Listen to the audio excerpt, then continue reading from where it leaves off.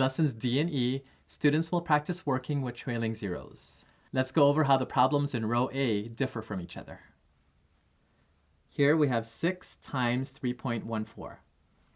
And since it's a multiplication problem, we're going to drop trailing zeros before multiplying. So the setup is 3.14, or 3 and 14 hundredths, times 6. Let's multiply. 24. 6 plus 2 is 8. 6 times 3 is 18. 1, 2 decimal places after the decimal point. 1, 2 decimal places after the decimal point.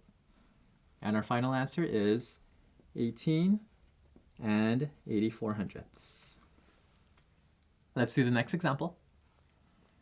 6 plus 3.14. Since it's addition, we need to line up the decimal places. To help us do that, I'll add a trailing zero here. Now I have 2 decimal places after my decimal point and 2 decimal places after this decimal point. When I set it up, notice that the decimal points automatically line up. Here we have our answer, 9 and 14 hundredths. Next problem, 6 minus 3.14. And since this is a subtraction problem, we need to line up the decimal points. To help us do that, we'll add a trailing zero here. And now when we set up the problem,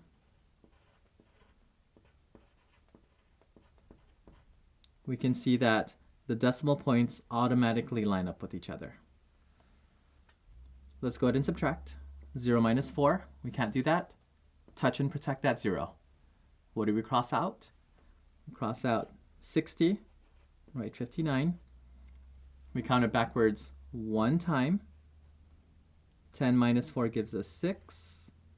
Here's 8. 5 minus 3 is 2. And our final answer is 2 and 86 hundredths. So write down 2 and 86 hundredths. Here's a couple of things to look out for in row B. In this problem, students might not know where the decimal point goes in the number 12. So make sure they write it right here. And they can think of money to help them. So if they were to write 12 as $12, it would look like this.